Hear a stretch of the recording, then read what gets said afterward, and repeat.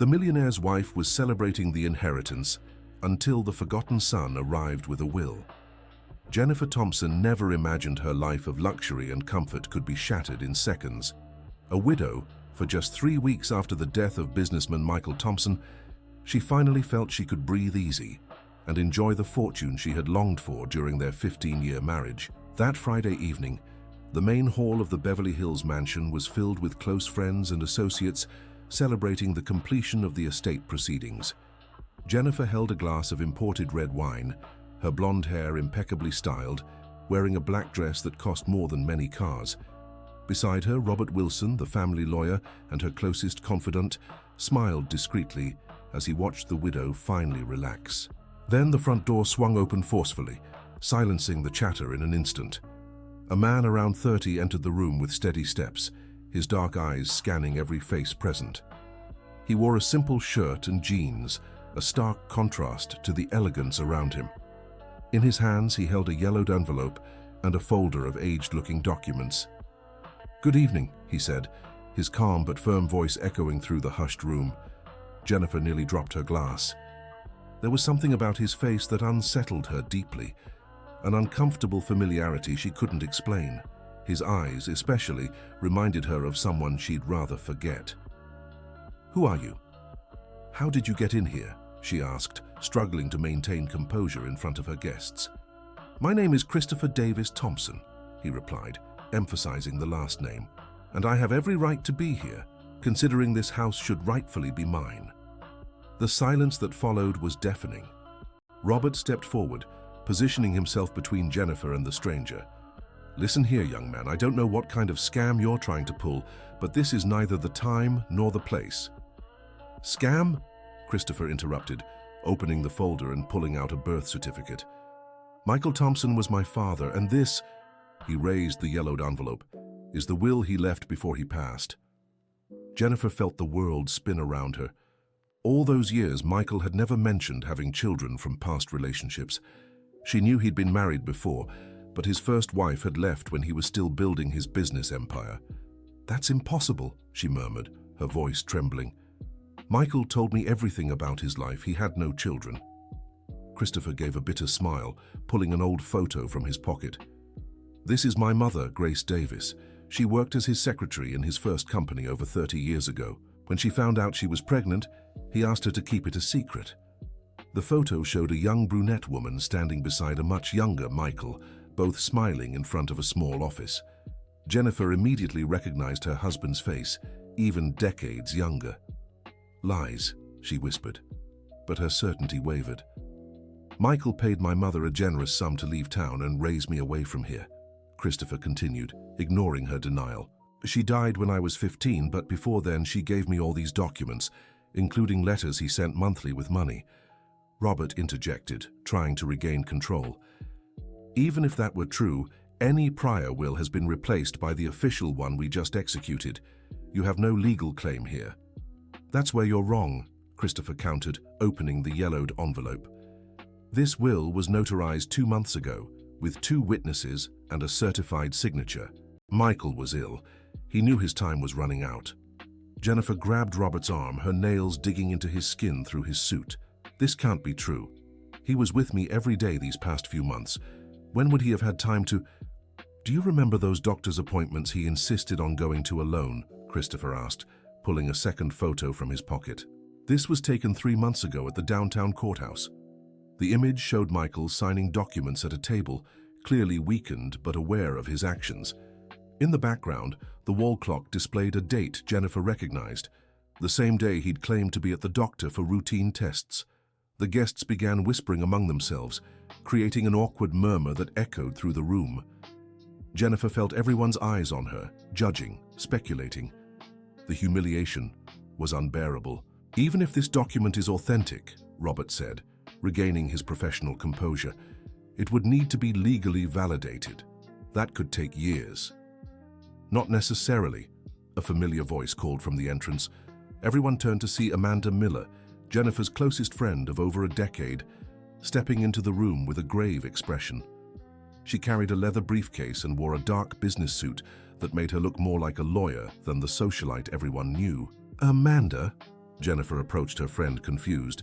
"What are you doing here, and why are you dressed like that?" Amanda took a deep breath before answering. "Jennifer, I need to tell you something I've kept hidden for years. I'm a Stanford-trained lawyer, and for the past few weeks I've been acting as Christopher's legal representative." The shock hit Jennifer like a punch to the gut. Her best friend, the person she trusted most in the world, had been conspiring against her all this time. "How could you do this to me?" Jennifer shouted, tears welling in her eyes. "After everything we've been through together." "Because Michael came to me months before he passed," Amanda explained, her voice thick with emotion. "He was desperate, Jennifer, full of regret for abandoning his son and determined to make things right before it was too late." Christopher stepped forward, pulling more documents from the folder. "He didn't just leave me part of the inheritance. He also left letters explaining everything, how he met my mother, how they fell in love, and why he had to choose between us and his business future." Robert tried to intervene again, but Amanda cut him off. "Robert, as the family lawyer, you have a duty to validate legitimate documents. This will was properly filed and supersedes any prior version." "I can't believe you're doing this to me." Jennifer backed away, leaning against the wall. "Michael was my husband. I took care of him, stood by him when no one else did.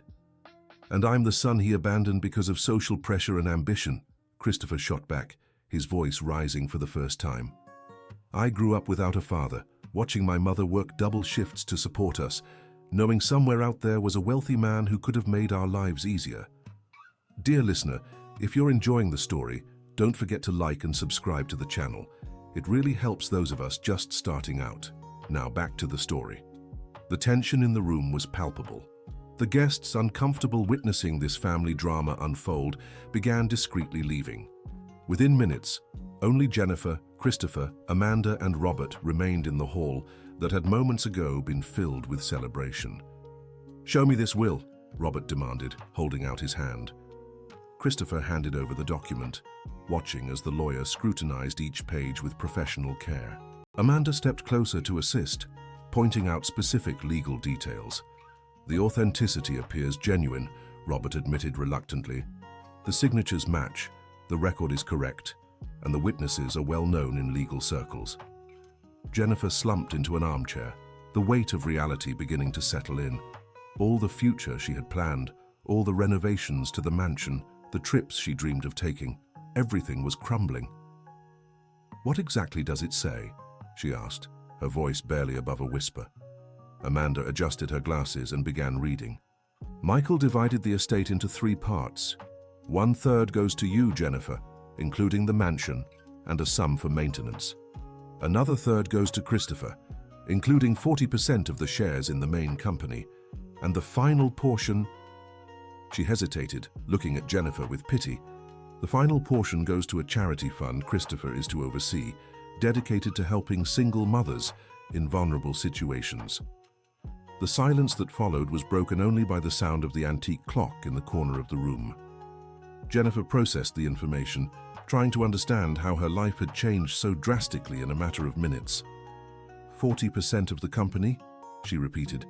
"That means he'll have control over administrative decisions." "Not necessarily," Christopher spoke up for the first time, his tone softer.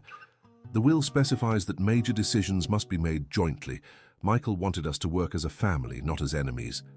Jennifer laughed bitterly. "Family? You show up out of nowhere, claiming to be his son and expect me to treat you like family." "I didn't choose to grow up without a father," Christopher shot back, his patience wearing thin. "And I didn't choose for him to hide me for 30 years. But I'm here now and we can choose how to handle this situation." Amanda moved closer to Jennifer, sitting beside her on the armchair. "Jennifer, I know this is hard to accept, but Michael struggled deeply with this decision. He told me how much he regretted letting Grace leave with Christopher. For years he sent money anonymously and kept tabs on his son's life from afar." "Why didn't you ever tell me?" Jennifer asked, staring directly into her friend's eyes. "Because he made me promise I'd only reveal it if something happened to him, and also because he knew how you'd react. You've always been very possessive of Michael and the life you built together." The accusation stung more than Jennifer expected, because she knew there was truth in it. Throughout all their years of marriage, she had worked tirelessly to keep Michael focused solely on her and their shared interests. "I loved him," she said defensively. "No one's questioning that," Christopher replied. "But real love doesn't demand someone completely abandon their past." Robert, who had remained silent while reviewing the documents, finally spoke up. "Legally, there's no way to contest this will. It was drafted by a reputable firm with all the necessary formalities. The only option would be to claim Michael wasn't of sound mind when he signed it." "And is that an option?" Jennifer asked, a spark of hope in her voice. Amanda shook her head. "Michael underwent a psychiatric evaluation a week before signing the will. The medical report confirms he was lucid and aware of his decisions." Christopher walked to the window, gazing at the sprawling garden of the estate. The full moon illuminated the ancient trees Michael had loved so much, casting dancing shadows across the immaculate lawn. "You know what's most ironic?" he said, without turning around. "I grew up less than 30 miles from here, but it might as well have been another planet. While you lived in this mansion, my mother and I were in a 2-room apartment on the outskirts of Compton." Jennifer felt a tightness in her chest. For the first time, she began to see Christopher not as a threat, but as someone who had suffered the consequences of choices she herself had influenced. "Michael never mentioned you," she murmured. "Of course not." Christopher turned, his eyes glistening with held-back tears. "It would have been very inconvenient for the perfect image you built together." Amanda stood up, walking to a shelf displaying family photos. She picked up a golden frame showing Jennifer and Michael on their wedding day. "Jennifer, do you really believe Michael was happy carrying this weight on his conscience?" "He never seemed unhappy," Jennifer replied, but her voice sounded uncertain. "Because you never paid attention to the signs," Amanda said gently. "The nights he stayed awake staring out the window, the moments he seemed distant during conversations, the times he mentioned dreaming about the past." Jennifer began recalling those moments, situations she had ignored or blamed on work stress. In truth, there had been signs she chose not to see. "Even if all this is true," she said, trying to maintain some control, "how can I be sure he's really Michael's son? DNA can be faked." Christopher smiled for the first time since arriving. "I've already taken the test. 3 different labs, all with the same result. 99.9% certainty of paternity." He pulled the reports from his folder, showing the official results.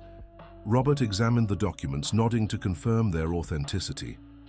"How did you get Michael's genetic material?" Jennifer asked. "Amanda helped me collect hair strands from his brush," Christopher admitted. "I know it seems invasive, but I needed to be sure before coming forward." The revelation that Amanda had been involved in the investigation long before Michael's wake left Jennifer feeling even more betrayed. Her closest friend had been conspiring behind her back for months. "How many others knew about this?" she asked, her voice heavy with hurt. "Just me, Amanda, and the lawyer who drafted the will," Christopher replied.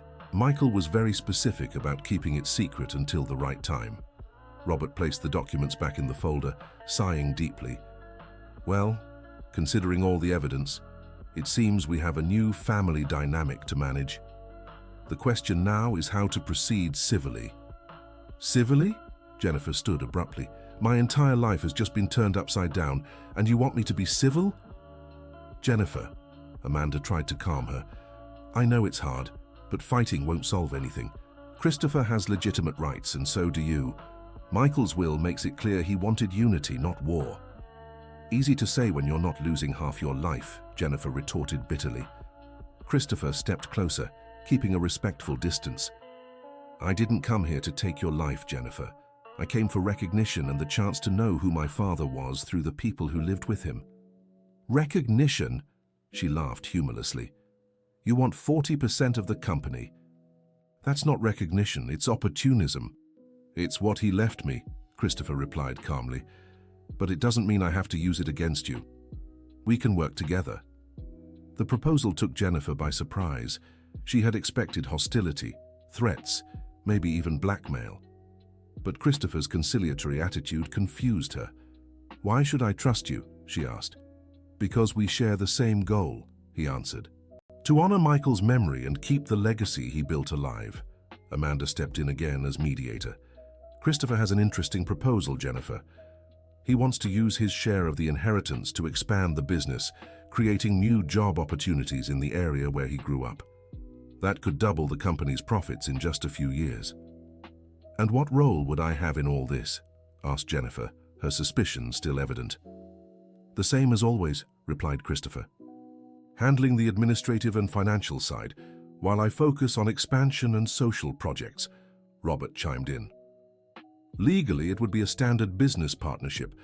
Christopher would take charge of growth operations, you'd maintain control of current operations, and you'd both share profits equally according to your percentages. The proposal sounded reasonable, but Jennifer still wrestled with the feeling she was being manipulated. What if it doesn't work? What if we find out we can't work together? Then we'll reassess when that time comes, Christopher replied. But at least we'll have tried to do what Michael wanted. The mention of Michael brought back the pain of their recent loss. Jennifer had been so focused on fighting over the inheritance that she'd nearly forgotten she was still grieving her husband. I need time to process all this, she finally said. Of course, Christopher agreed. There's no rush. The will specifies we have 6 months to finalize the partnership before the assets are formally transferred. Amanda glanced at the wall clock. It's late, and we're all emotionally drained. How about we continue this tomorrow with clearer heads? Robert nodded, gathering his things. I'll review all the paperwork tonight and prepare a detailed report on the legal options available. As everyone got ready to leave, Christopher hesitated at the door. Jennifer, I know this is hard for you. I never meant to cause you pain. She studied him for a long moment, noticing for the first time small details that connected him to Michael. The way he tilted his head when thinking, his hand gestures, even his upright posture when walking. You really do look like him, she admitted reluctantly. Christopher smiled sadly. That's what everyone says. But I wish I'd had the chance to know his personality, not just inherit his looks. After everyone left, Jennifer stood alone in the living room where her celebration had taken place just hours earlier. Wine glasses still sat scattered on tables, and leftover food reminded her how differently the evening had begun. She walked to the bar and poured herself a generous glass of whiskey that Michael had saved for special occasions. The liquid burned her throat, but the sensation was oddly comforting. Her thoughts were interrupted by the sound of the phone. It was Melissa, her younger sister, who lived in San Diego. Jennifer, I saw some photos from your party on social media. How was the celebration? Jennifer didn't even know where to begin. Melissa, something happened that changed everything. I need to tell you in person. What's wrong? Are you okay? Physically, yes, but emotionally. It's complicated. A man showed up today claiming to be Michael's son, and he has documents that seem to prove it. Silence stretched on the other end for several seconds. A son? But Michael didn't have any children. Apparently he did, and we never knew. Or rather, I never knew. It seems other people were aware of the situation. Jennifer, are you sure this isn't some kind of scam? These things happen often when a wealthy person dies. I thought that too, but the documents seem authentic. And he looks so much like Michael. It's eerie. Melissa sighed on the other end. You need an independent lawyer. Someone with no ties to the family or this man. Robert already reviewed everything and confirmed the documents are legitimate. Robert has worked for you for years. He might not be the most impartial person in this situation. Melissa's observation made sense. Jennifer realized she needed a second professional opinion. You're right. I'll look for another lawyer tomorrow. Do you want me to come keep you company? I can hit the road right now. The offer was tempting, but Jennifer knew she needed to face this situation with a clear mind. No, thank you. I need to process this alone first, but I'll call you tomorrow with more details. After hanging up, Jennifer went upstairs to the bedroom she had shared with Michael. The room still carried the scent of his cologne, and his clothes remained in the closet exactly as he had left them. She sat in the armchair where Michael used to read before bed and began rethinking their entire relationship. Had there been signs she ignored? Moments when he had tried to bring up things from the past and she had changed the subject. Slowly, memories surfaced. There had indeed been times when Michael grew melancholy and distant. especially around certain dates of the year. She had always attributed those moments to work stress or health issues. She also recalled interrupted conversations, times when he seemed to want to share something important, but gave up when she showed impatience or disinterest in topics she deemed irrelevant. Guilt settled in her chest. Had she been so self-centered that she prevented her husband from sharing something as significant as the existence of a child? Dear listener, if you're enjoying the story, don't forget to like and especially subscribe to the channel. It helps us a lot as we're just starting out. Now back to the story. The next morning, Jennifer woke feeling as if she'd only slept a few hours. The stress and anxiety from the night before had left her restless, plagued by confusing nightmares. When she went downstairs for coffee, she was met with a surprise in the kitchen. Christopher was sitting at the table chatting animatedly with Grace, the housekeeper who had been with them for over 20 years. "What are you doing here?" Jennifer asked, still in her robe. "Good morning, Jennifer," Christopher replied politely. "Amanda gave me the key and thought it would be better if we talked in a more neutral setting. I hope you don't mind." Grace, a woman in her 60s with graying hair and a warm smile, stepped forward to explain. "Mrs. Thompson, this young man told me who he is, and I need to confess something. I've always known about him." Jennifer's shock was visible. "What do you mean, Grace?" The housekeeper sat at the table, her trembling hands betraying her nerves. "Mr. Thompson told me many years ago. I was new to the job, but he trusted me. Sometimes when you were traveling, he'd get phone calls and become very emotional afterward." Christopher nodded in confirmation. "My mother called him once a month, always while I was asleep. She told me about it before she passed." "And you never said anything to me, Grace?" Jennifer asked, feeling betrayed once again. "Mr. Thompson asked me to keep it a secret. He said he'd tell you everything one day, but he needed to find the right moment." Jennifer poured herself coffee, her hands shaking slightly. "Seems like I was the last to know about my own husband's life." Christopher watched her reaction carefully before speaking. "Jennifer, can I ask you something personal? Did Michael ever try to talk to you about past relationships?" She thought for a moment before answering. "He mentioned the past sometimes, but I always changed the subject.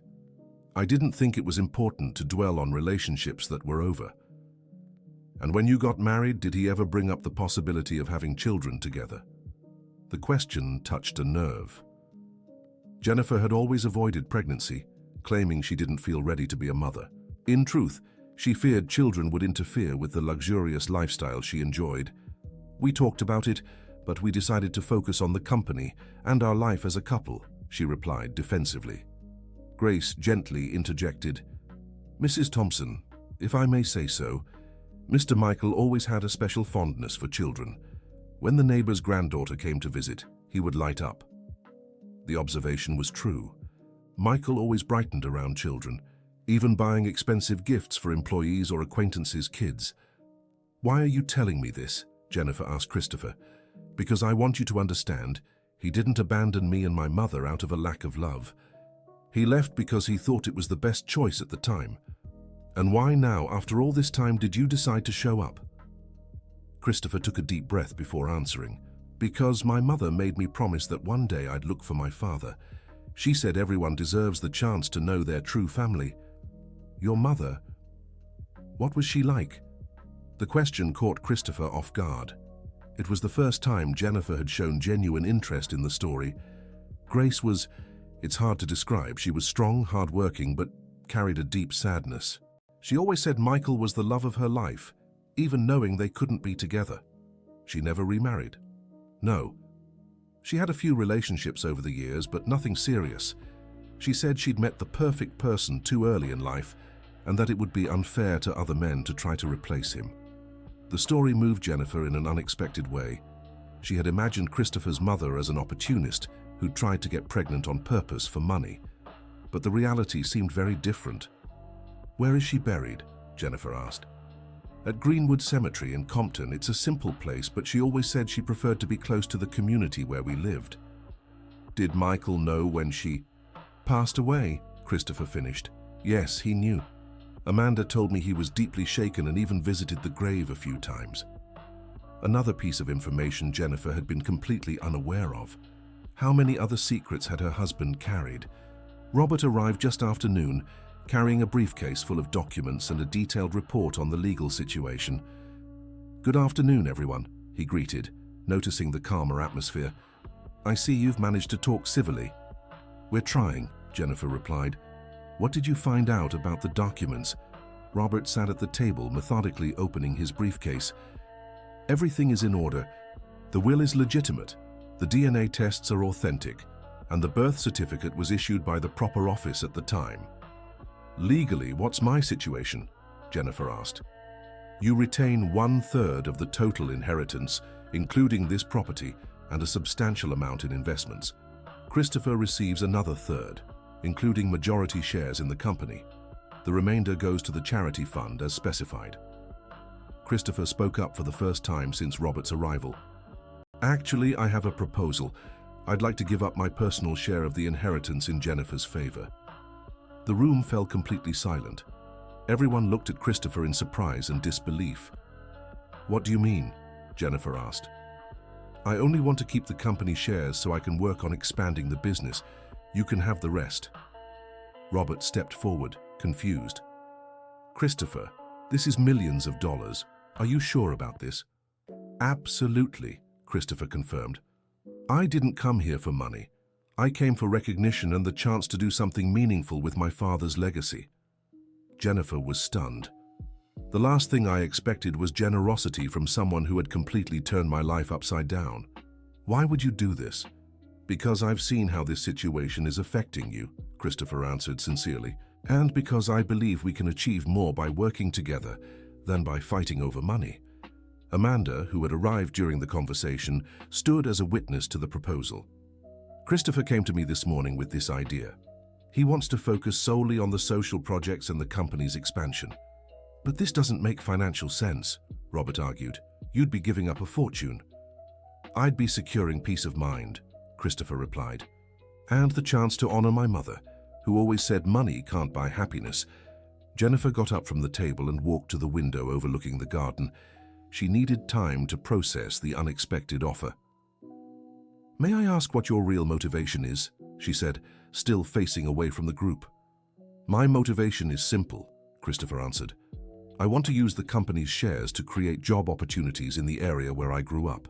I want to set up technical schools, training centers, microcredit programs for small business owners." "And you believe this is financially viable?" "Not just viable, but profitable in the long run," he confirmed. "A more prosperous community means more consumers, more skilled workers, more growth opportunities for the company." Robert analyzed the proposal with a professional eye. The concept is interesting from a strategic standpoint. Many companies have invested in social responsibility as a form of sustainable expansion. Amanda added concrete data. "I researched the track record of similar projects in other regions. The success rate is high when there's proper investment and professional management." Jennifer turned to face Christopher. "What if I say no? What if I decide I don't want to work with you?" "Then I'll respect your decision," he replied calmly. "But we'll miss a unique opportunity to create something truly special." The sincerity in his voice was undeniable. Jennifer began to realize Christopher wasn't driven by greed or revenge, but by a genuine desire to build something positive. "I need guarantees," she finally said. "What kind of guarantees?"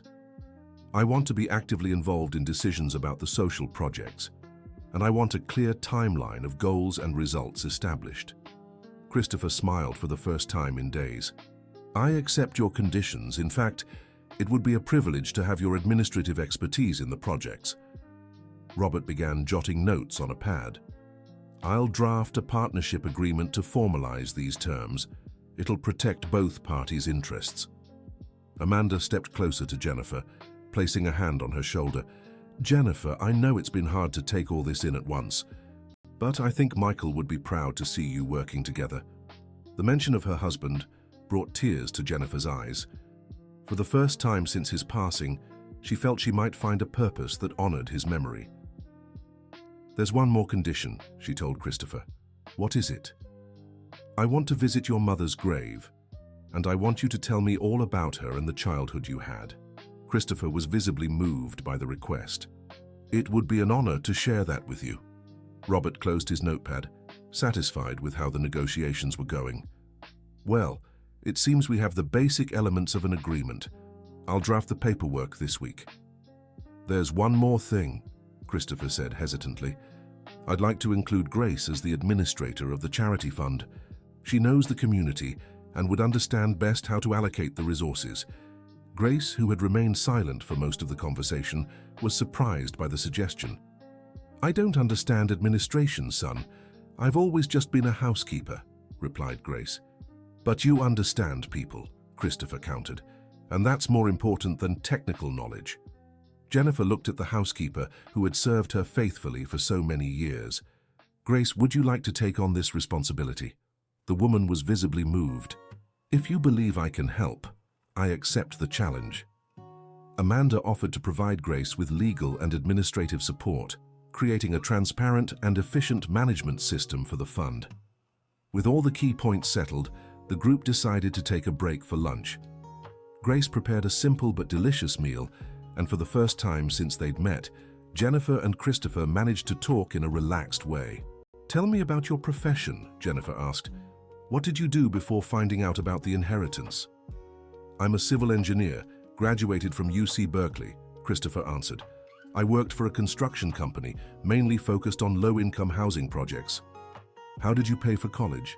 "Scholarships and a lot of hard work.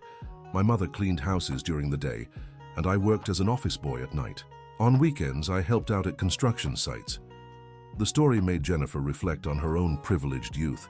She had grown up in an upper-middle-class family and never had to worry about basic needs. "That must have been difficult," she remarked. "It was, but it also taught me the value of hard work, and it gave me a different perspective on the importance of fair opportunities for everyone." "Is that why you want to focus on social projects?" "Exactly. I was lucky enough to get a scholarship, but how many other talented young people never get that chance?" The passion in Christopher's voice as he spoke about his projects was contagious. Jennifer began to understand why Michael had been proud of his son, even from afar. "And your specific plans for the company?" she asked. Christopher pulled a notebook from his pocket, filled with notes and sketches. "First, I want to establish a vocational training center in the area where I grew up. Courses in carpentry, electrical work, basic IT, things that lead to immediate employment. And after that, a microcredit program for small entrepreneurs. Many people have great ideas but can't get the initial capital to start." "That requires significant investment," Jennifer noted. "Yes, but the returns could be substantial. A thriving community consumes more goods and services, creating a positive cycle of growth." Robert, who had been listening, chimed in with practical considerations. "Christopher, have you calculated the initial costs for these projects?" "I have preliminary estimates," he replied, showing pages of calculations in his notebook. "The upfront investment would be high, but I expect to recoup it within 5 years through increased sales and new business opportunities." Jennifer examined the numbers, impressed by the level of detail in his plans. "You put this together yourself?" "With help from some of my college professors. I presented this as my thesis project, long before I knew about the inheritance." The revelation surprised everyone. Christopher had developed his plans without any expectation of financial gain. "So you already had this dream before you found out who your father was?" Amanda asked. "I always wanted to give back to the community that helped raise me. The inheritance just made it possible to do it on a larger scale." Grace, who knew the area Christopher came from well, confirmed the need for his proposed projects. "That neighborhood really needs opportunities. Too many young people end up in dangerous situations just because they have no other choice." The afternoon passed quickly with discussions about the practical details of the projects. Jennifer was surprised to find herself contributing ideas and suggestions, using her administrative experience to refine Christopher's plans. As the sun began to set, she realized she had spent the entire day without thinking about the lost inheritance or the betrayal she had felt. Instead, she was genuinely excited about the possibilities unfolding before her. "Christopher," she said as he prepared to leave, "thank you for today." "Why?" "For showing me a different perspective on Michael's legacy. I think he would be proud of what we're planning." Christopher smiled, and for the first time, Jennifer saw in him not just the physical resemblance to her husband, but also the kindness and generosity she had always admired in Michael. "Can I make a suggestion?" he said. "Of course. How about we visit my mother's grave together tomorrow, and then we can stop by the neighborhood where I grew up so you can see where we want to implement the projects." The proposal was perfect. Jennifer felt she needed to understand the full story to move forward in a healthy way. "I accept," she replied. "And Christopher, I'm sorry for how I reacted yesterday. I know it wasn't easy for you either." "No need to apologize," he said. "We all react differently to emotional shocks." After Christopher left, Jennifer sat in the living room where everything had begun the night before. The party glasses were still on the table, reminding her how drastically her life had changed in just 24 hours. Amanda had stayed behind for a private conversation. "How are you feeling?" her friend asked. "Confused, but in a different way," Jennifer admitted. "Yesterday I was furious and felt betrayed. Today I'm hopeful." "Hopeful about what?" "About the possibility of doing something truly meaningful with Michael's legacy, something that goes beyond just maintaining the lifestyle we had." Amanda smiled, relieved to see the shift in her friend's attitude. "Michael always wanted the company to have a greater purpose. I remember him mentioning it several times." "Why did you never tell me about Christopher before?" Jennifer asked, no bitterness in her voice. "Because Michael made me promise I'd only step in if something happened to him, and also because I knew you weren't ready to accept this reality." "And now I am?" "I think you're on the right path," Amanda answered honestly. Jennifer stood up and walked to the bookshelf where the family photos were displayed. For the first time, she noticed Michael looked melancholic in several of them, especially the more recent ones. "He was suffering, wasn't he?" she said, more to herself than to Amanda. "For years," her friend confirmed. "But he always said he didn't know how to bring it up with you, because I made it clear I didn't want to share attention or resources with anyone else." "Jennifer, don't be so hard on yourself.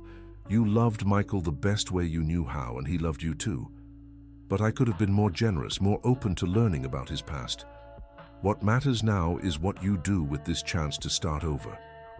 The conversation was interrupted by Melissa's arrival. She had decided to come from San Diego to support her sister. "Jennifer!" she exclaimed, hugging her tightly. "How are you?" "Better than yesterday," Jennifer answered truthfully. Melissa glanced around, noticing the remnants of the party and the lingering emotional tension.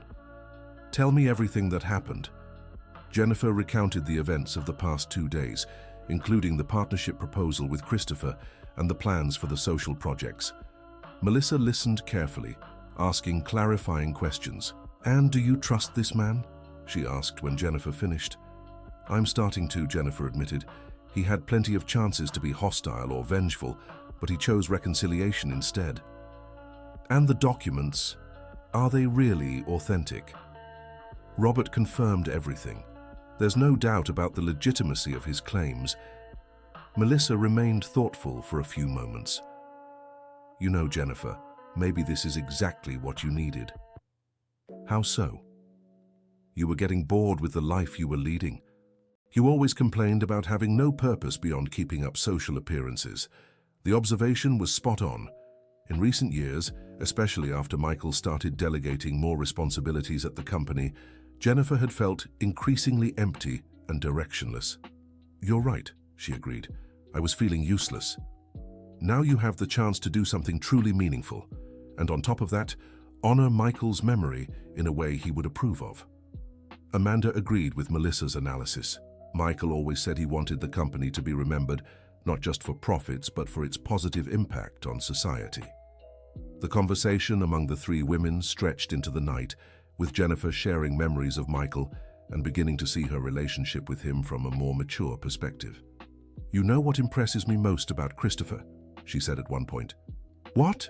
Melissa and Amanda asked simultaneously. "He doesn't hold grudges. He grew up without a father, lost his mother early, had a tough life, but he doesn't seem bitter." "That says a lot about his character," Melissa observed, "and about how his mother raised him," Amanda added. "She must have been a special person to raise a son like that." The mention of Christopher's mother, made Jennifer feel genuinely curious about the woman who had been Michael's first love. "Tomorrow I'll learn more about her," Jennifer said. "Christopher is taking me to her grave to hear the full story." "That's brave of you," Melissa commented. "Why?" "Because you'll be facing a part of Michael's life that might be painful to confront." Jennifer thought about it before answering. "It might be painful, but it could also be freeing. At least I'll finally know the whole truth." The night passed more peacefully than the one before. For the first time since Michael's passing, Jennifer slept deeply, without nightmares or anxiety. Dear listener, if you're enjoying the story, please take a moment to like and especially subscribe to the channel. It really helps us newcomers. Now, continuing. The next morning, Christopher arrived promptly at 9, driving a simple but well-maintained car. Jennifer had dressed modestly in a plain black dress and flats. "Good morning," he greeted. "How are you feeling?" "Nervous but determined," she answered honestly. The drive to Compton took about an hour, during which Christopher shared stories from his childhood and teenage years. Jennifer listened carefully, beginning to form a mental image of the woman who had raised such an extraordinary man. "My mother always said Michael was a dreamer," Christopher recounted as he drove. "He wanted to change the world through business, to create opportunities for people like us." "And why did they separate, exactly?" Christopher sighed before answering. Michael was just starting the company and needed investors. Potential partners didn't look kindly on a relationship with an employee from a humble background. He had to choose between love and financial security. And he chose financial security. "Yes, but he never stopped loving my mother. She kept every letter he sent, full of regret and promises of eternal love." The revelation deeply moved Jennifer. She had spent 15 years married to Michael, without ever receiving romantic letters like those. "Do you still have those letters?" "Some. I can show them to you later, if you'd like." Greenwood Cemetery was small and simple, very different from the lavish places Jennifer usually visited. Christopher guided her through the narrow paths to a modest grave, adorned only with always fresh flowers. "Who takes care of the flowers?" asked Jennifer. "I come here every week," replied Christopher. "And before I found out about Michael, I always saw fresh flowers already placed there. Now I know it was him who came." Jennifer knelt before the grave, reading the simple inscription, "Grace Davis, Mother, Woman, and Dreamer." "Tell me what she was like," Jennifer requested. Christopher sat on the grass beside her. "She was incredibly strong. She worked 2 jobs to support me, but always made time to help with my homework. On weekends, we'd take free walks around the city, always inventing games so I wouldn't miss the things we couldn't afford." "Did she talk about Michael?" "Rarely, and always with affection. She said he made the right choice, even if it meant they'd be apart. I never heard a bitter word from her. How could she be so generous after being abandoned? I think she truly loved him. Real love doesn't wish harm on the person you love, even if it causes you pain." The depth of his observation made Jennifer question her own ideas about love. She had loved Michael, but always possessively and selfishly. "Do you miss her?" "Every day," admitted Christopher, his voice breaking. "She passed right when I was starting college. She never got to see me graduate or know I became an engineer. I'm sure she'd be proud." "I hope so. Everything I do is to honor her memory and the values she taught me." They stayed silent for a few minutes, each lost in thought. Jennifer was surprised to feel an emotional connection to this woman she'd never met. "Can I confess something?" she finally said. "Of course." "I envy her." Christopher looked at her in surprise. "Why?" "For loving so purely and selflessly. I've never loved like that." "Don't compare yourself to her," Christopher said gently. "Everyone loves the best they can with the emotional tools they have. But I could have been better. I could have given Michael more space to be himself. Jennifer, you can't change the past, but you can choose how to live the future." The wisdom in his words struck her. Despite his youth, he showed an emotional maturity it had taken her decades to develop. After saying goodbye at the grave, Christopher took Jennifer to see the neighborhood where he'd grown up. The streets were simple but well kept, with small houses and children playing on the sidewalks. "This is where my mom and I lived," he explained, stopping in front of a modest housing complex. "And where do you want to implement your projects?" "Right here," he replied, pointing to an empty lot in the center of the neighborhood. "That plot's been for sale for years. It'd be perfect for the training center." Jennifer observed the activity around them. Many young people were idle, groups of women chatted on doorsteps, and small businesses struggled to survive. "How many people live here?" "About 15,000, Christopher answered. "Most work low-paying jobs or are unemployed." "What impact do you expect from your project?" "Initially, we could train about 200 young people a year. With the microcredit program, maybe 50 small entrepreneurs could start their own businesses." "How soon do you expect results?" "Real change takes time," Christopher admitted, "but I believe in 3 years, we'd see significant positive indicators." They walked the streets as Christopher introduced Jennifer to neighbors and acquaintances. The people's reception was warm, and many showed interest in the projects when Christopher mentioned the possibilities. "Mrs. Jennifer," said an elderly woman who had invited them for coffee at her home, "Christopher has always been a special boy. His mother did a beautiful job raising this young man." "How did you know his mother?" "Grace was our neighbor for over 20 years, a hard-working woman, always willing to help those in need. When she fell ill, the whole neighborhood came together to support her." The description confirmed everything Christopher had shared about his mother. Jennifer began to understand why Michael had fallen in love with such an extraordinary woman. During lunch at a simple local restaurant, Jennifer had an important realization. "Christopher, can I make a proposal?" "Of course." "How about we expand the projects beyond this area? We could start a pilot program here and then replicate it in other communities." Christopher's eyes lit up at the suggestion. "You'd really be open to that?" "More than open. I'm excited about the possibility. Imagine if we could impact thousands of lives across the state." "It would be a dream," Christopher admitted, "but it would require much larger investments." "We have the resources," Jennifer reminded him, "and if the projects succeed, we can seek partnerships with other companies." "Are you talking about turning this into a sustainable business model?" "Exactly. Social responsibility that generates profit is much easier to sustain long-term." Christopher fell silent for a moment, processing the possibilities. "Do you know what this would mean?" he finally said. "What?" "That we could honor not just Michael's memory, but also my mother's. She always dreamed of seeing her community thrive." The emotion in his voice moved Jennifer. For the first time in years, she felt truly useful and motivated. "Then let's make it happen," she said with determination. The rest of the afternoon was spent visiting potential locations for the projects and speaking with local community leaders. Jennifer was impressed by the level of organization and commitment from the people. On the way back to Beverly Hills, she reflected on how much her perspective had changed in just 3 days. "Christopher, can I ask you a personal question?" "Of course." "Do you forgive me for indirectly preventing Michael from having a relationship with you?" Christopher thought carefully before answering. "Jennifer, I don't blame you for the choices Michael made. He was a grown man who made his own decisions. But if I had been more open, maybe things would have been different," he gently interrupted. "But then, I wouldn't be the person I am today. The hardships I faced taught me important values." "You're very wise for someone so young. My mother always said wisdom doesn't come from age, but from the experiences we choose to learn from."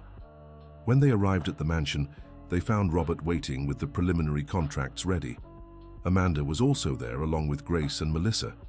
"How was the day?" Amanda asked. "Eye-opening," Jennifer replied, "and inspiring." "We have news," Robert announced. "I managed to speed up the legal process. If everyone agrees to the terms, we can formalize the partnership this week." Christopher and Jennifer exchanged confirming glances. "We agree," Jennifer said, "but we'd like to add a few things to the contract." "What kind of additions?" Robert asked. "We want to expand the scope of the projects and set growth goals for the next 5 years," Christopher explained. Amanda was thrilled by the partnership's progress.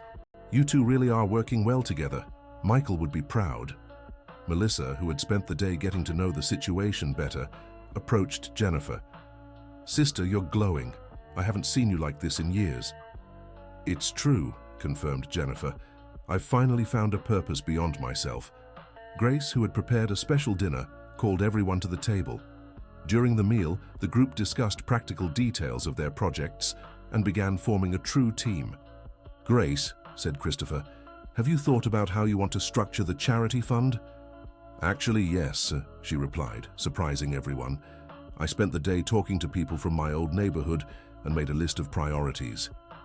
She pulled a notebook from her apron filled with careful notes. "First, we need an adult literacy program. Many people can't get better jobs because they don't know how to read properly." "Excellent idea," agreed Amanda. "And then?" "A preventive health program, especially for women. Many don't get regular checkups due to lack of information or resources." Christopher was impressed by the depth of Grace's planning. "You came up with this all on your own?" "With help from Mrs. Jenkins, a retired nurse, and Mr. Johnson, who was a teacher for 40 years. They know the community's needs." Jennifer realized she had completely underestimated Grace's abilities all these years. "Why did you never mention you had these organizational skills?" "Because no one ever asked," Grace answered simply. "I was always just the housekeeper." "Well, now you're much more than that," Jennifer said sincerely. "You're an essential part of this team." The dinner lasted late into the night, with everyone contributing ideas and suggestions to refine the projects. For the first time since they'd met, Jennifer and Christopher felt like true partners. As everyone prepared to leave, Christopher hesitated at the door. "Jennifer, thank you for giving me a chance. I know it wasn't easy to accept all this." "Thank you for showing me a different way to honor Michael," she replied, "and for helping me discover who I can be." Melissa, watching the interaction, whispered to Amanda, "They're going to do amazing work together." "I'm sure of it," Amanda agreed. "Michael always knew how to choose special people." After everyone left, Jennifer stood alone in the room, but this time the silence wasn't oppressive. It was contemplative, full of possibilities and hope. She walked over to Michael's portrait, prominently displayed on the shelf, and spoke softly. "I hope you're proud of the choices we're making. I finally understand what you saw in Christopher, and I finally understand what you wanted me to become." That night, Jennifer slept deeply, dreaming of schools being built, young people graduating, families thriving. For the first time in years, her dreams weren't about herself, but about the positive impact she could have on others' lives. The following week passed quickly, with constant meetings to finalize legal details and begin operational planning for the projects. Christopher moved temporarily to an apartment near the mansion, making collaboration easier. On Friday, everyone gathered for the official signing of the contracts. Robert had prepared a comprehensive document protecting all parties' interests. "Before we sign," Jennifer said, "I'd like to make a speech." Everyone stopped what they were doing to listen. "A week ago, I thought my life was over. I discovered my husband had kept important secrets, my best friend had conspired against me, and a stranger wanted part of my inheritance." She paused, looking at each person present. "Today, I realize my life was actually just beginning. Christopher isn't a stranger, he's family. Amanda didn't conspire against me, she helped me find my purpose. And Michael didn't keep secrets to hurt me, but because he was trying to protect everyone he loved." "Jennifer." Amanda began to speak, but she continued, "I'm not finished yet. I want everyone to know that this partnership isn't just about business or charity. It's about family, forgiveness, second chances, and honoring the memory of people we love." Christopher stepped closer to her, visibly moved. "Can I add something?" "Please." "My mother always told me that family isn't just about blood, but about sharing dreams and values. Today, I can say I've finally found my true family." His words deeply touched everyone present. Grace began to cry, Amanda held Jennifer's hand, and even Robert was moved. "So let's sign these contracts not just as partners, but as family," Jennifer declared. One by one, everyone signed the documents formalizing the new family and business structure. When Christopher signed last, Jennifer was surprised by a wave of emotion she hadn't expected. "Done," said Robert, putting away the documents. "Now, you're officially partners." "And family," added Christopher.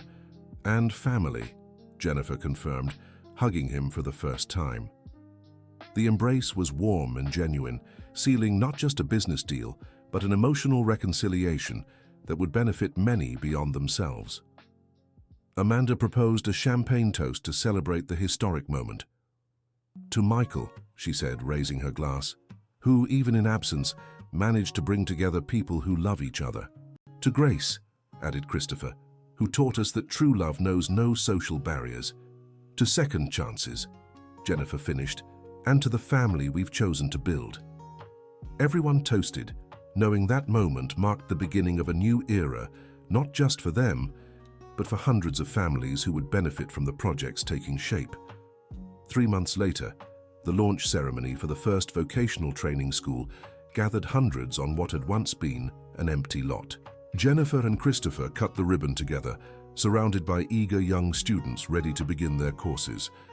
During the event, a local journalist approached for an interview. "How do you assess this unusual partnership between the widow and the forgotten son of the businessman?" Jennifer and Christopher exchanged amused glances before answering. "We're no longer the widow and the forgotten son," Jennifer said. "We're family working together to honor the legacy of someone we loved." "And what message would you like to leave?" the journalist asked. Christopher answered first, "That it's never too late to right past wrongs and build a better future. And that family isn't just about blood," Jennifer added, "but about choosing to love and support each other, even when it's hard." The interview aired on local television that night, inspiring other families to reevaluate their own relationships and conflicts. 6 months after their first meeting, Jennifer and Christopher had become an inseparable duo in business and life. She had found in her stepson the family she never knew she wanted, and he had found in her the maternal figure he'd lost too soon. The social projects flourished beyond initial expectations. The first class of trained students was already entering the local workforce, and the microcredit program had helped dozens of families start small businesses. Grace had proven to be an exceptional manager of the charity fund, implementing innovative programs that served as models for other regions. Amanda continued providing legal support and had become the emotional bridge keeping the entire family united during tough times. On a Sunday afternoon, Jennifer and Christopher visited the graves of Michael and Grace together, bringing fresh flowers and progress reports on their projects. "Do you think they'd be proud?" asked Jennifer, arranging the flowers on Grace's grave. "I'm sure they would," replied Christopher, doing the same at Michael's grave. "We've turned pain and regret into something beautiful and productive." "You know what surprises me the most?" Jennifer said. "What?" "How complete I feel now. For years I thought I had everything I wanted, but I was empty inside. Now sharing everything with you and these projects, I feel richer than ever. It's funny how life teaches us that happiness doesn't come from having, but from giving." "Did your mother teach you that?" "She did, and so did life," Christopher answered with a smile, "but mostly these last few months with you." They stood in silence for a few minutes, each lost in thoughts about the extraordinary journey they had shared. "Christopher," Jennifer finally said, "can I tell you a secret?" "Of course." "At first, when you showed up, I hated you, not just because of the inheritance, but because you represented everything I was afraid to face about myself. And now? Now I know you came into my life when I needed you most. You saved me from becoming a bitter, empty woman. And you saved me from carrying anger and resentment forever," Christopher replied. "I think Michael and my mother conspired from above to force us to meet." The idea made Jennifer laugh for the first time in months. If that's true, they did a perfect job. On the first anniversary of Michael's passing, the reunited family held a special ceremony to inaugurate the third vocational training center. Over 1,000 young people had already gone through the programs, and the communities they served showed clear signs of growing prosperity. During the ceremony, Jennifer gave an emotional speech to the gathered crowd. "A year ago, I thought I knew everything about love, family, and life's purpose. I realized I knew nothing. True love doesn't possess, it sets free. True family doesn't exclude, it includes. And true purpose doesn't serve oneself, it serves others." The audience applauded warmly, recognizing in Jennifer's words a wisdom earned through suffering and personal growth. Christopher added to his stepmother's speech, "My father and mother couldn't be together in life, but through the projects we're building, they are forever united. Every young person who gains skills, every family that thrives, every dream that comes true, is proof that true love transcends physical and social limitations. After the ceremony, the family gathered at the mansion for an intimate dinner. Grace had prepared Michael's favorite dish, and Amanda brought a special wine he used to save for important occasions. "May I make a toast?" asked Melissa, who had become a regular presence at family gatherings. "Of course," everyone replied. To impossible transformations that became reality, to people who chose love over bitterness, and to families built through conscious choices rather than just blood ties. "Cheers," they all toasted together. As the evening went on, each family member shared special memories and plans for the future. The atmosphere was filled with gratitude, unity, and hope. "Jennifer," Christopher said, just before everyone retired, "thank you for teaching me it's never too late to have a real family. Thank you for teaching me that true wealth isn't measured in material things, but in the positive impact we can have on others' lives." They embraced once more, a gesture that had become natural and comforting for them both. That night, Jennifer lay down with the certainty that she had found her true place in the world, no longer as the wife of a millionaire or the guardian of an inheritance, but as the matriarch of a chosen family, a leader of transformative projects, and a living example that it's possible to start over at any age. 2 years later, the story of Jennifer and Christopher had become an inspiration for other families facing similar conflicts. They received invitations to speak at universities and business events, sharing the lessons they'd learned about forgiveness, reconciliation, and life purpose. Their social projects had expanded to 5 states, directly benefiting over 10,000 people. The family business had tripled in size, but maintained its focus on social responsibility and community development. On a sunny afternoon, while visiting the 10th school they'd helped open, Christopher said to Jennifer, "You know what I find most amazing about all this?" "What?" "How something that started with so much conflict and pain turned into the most beautiful thing that's ever happened to us." "It's proof that we always have a choice," Jennifer replied wisely. "We can choose bitterness or gratitude, revenge or forgiveness, separation or unity. And we chose right. We chose with our hearts, not our egos," she corrected, and that made all the difference. At the end of that day, as they drove home, Jennifer reflected on the extraordinary journey she had lived. From resentful widow to inspiring matriarch, from an empty woman to a transformative leader, from someone focused on herself to someone dedicated to collective well-being. "Christopher," she said as he drove, "can I confess something to you? Always. I love you as if you were my own son, and I know Michael would be happy knowing we finally became a real family." "I love you too," he answered, tears in his eyes. "And I'm sure my mother would also be proud knowing I found a second mother in you." The car continued down the road toward the home that now truly belonged to both of them, carrying 2 people who had discovered that the strongest bonds aren't those imposed by fate, but those built through conscious choices of love, forgiveness, and mutual growth.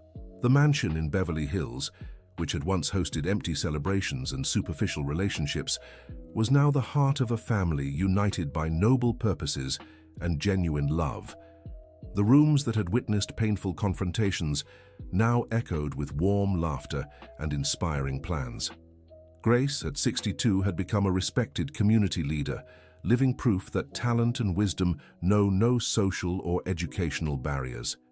Amanda remained the family's emotional bridge, always present for important moments, always ready to offer wise advice and unconditional support. Melissa had decided to move closer to Jennifer, strengthening the bond between the sisters and contributing her experience in education to the social projects. End of story. Now tell us, do you believe Jennifer made the right decisions in accepting Christopher as family and turning conflict into opportunity? How would you react if you discovered such a secret about someone you love? Share your thoughts in the comments and let us know where you're watching from. If this story touched your heart, don't forget to like and, most importantly, subscribe to the channel so you don't miss other moving stories we'll share. Your company means so much to us.